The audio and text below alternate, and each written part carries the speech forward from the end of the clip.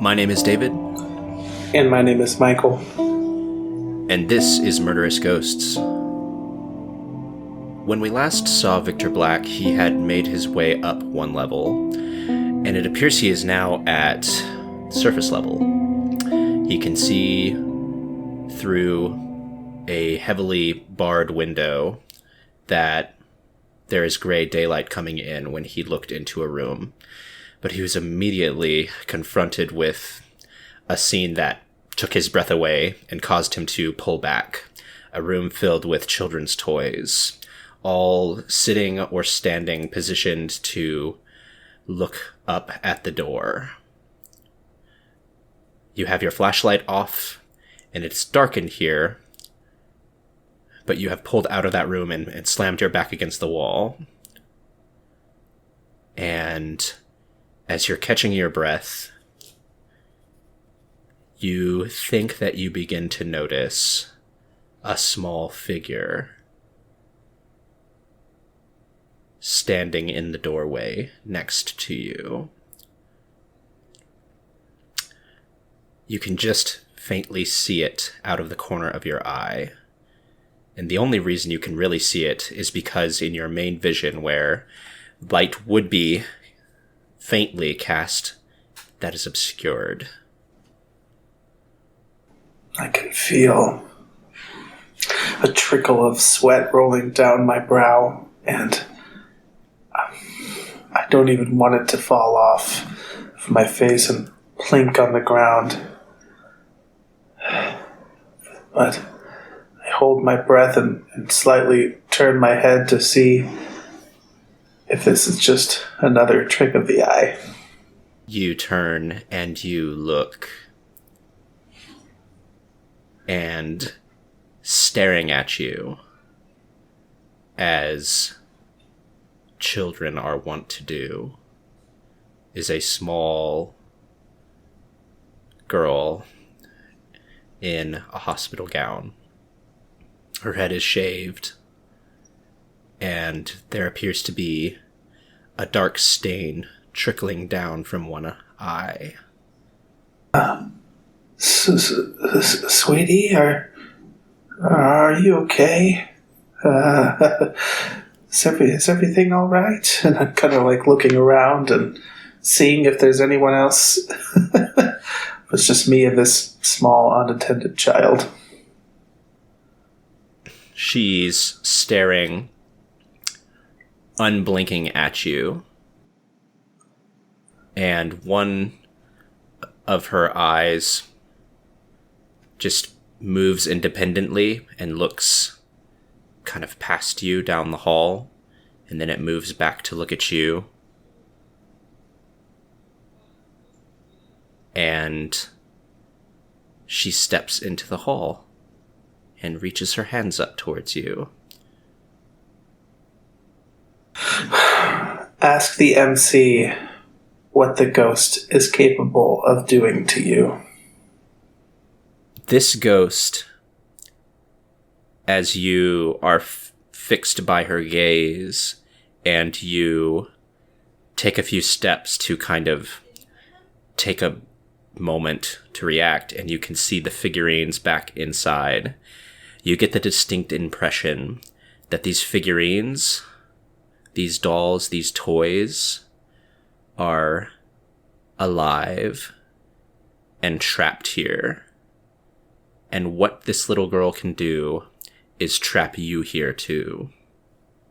Now I see their eyes that were looking at me before. My very first glance, I'd been threatened by them, but now I can almost see in their eyes pleading and asking for help, and I don't know how I can gather that sort of emotion from the teddy bear that's standing up on its own, but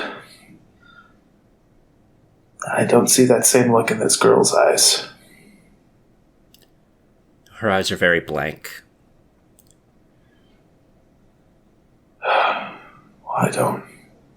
I don't want to be trapped here. I need to get out.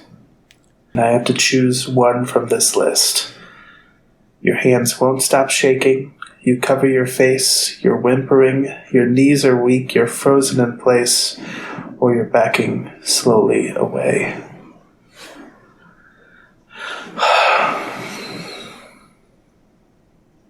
Call it courage. More likely it's terror. But I find myself frozen stock still to this point. So I almost feel as if I am trapped. But I'm not going back. The ghost looks you square in the eyes. They won't let me go. They say I've been bad. Won't you stay and play with me? I drew a 10. That sounds like a bust. So, what happens? Tell the MC that the ghost murders you. You're not quite sure what happened next, since you didn't have your flashlight on, and the corridor became perfectly black. But sometime later, you realize you are not yourself anymore. You are a ghost. What do you look like as a ghost? I always hoped that in death I would find solitude and some peace. And yet here I am, back in the dog pound, a runt of the litter surrounded by loud, screaming, tortured spirits. But I'm stuck as a little stuffed puppy. One eye fallen off, the other merely a loose button. I can't do anything. I can't scream or cry out. All I can do is listen to their beleaguered cries of torment and smell that sterile stench of rubbing alcohol and mildew.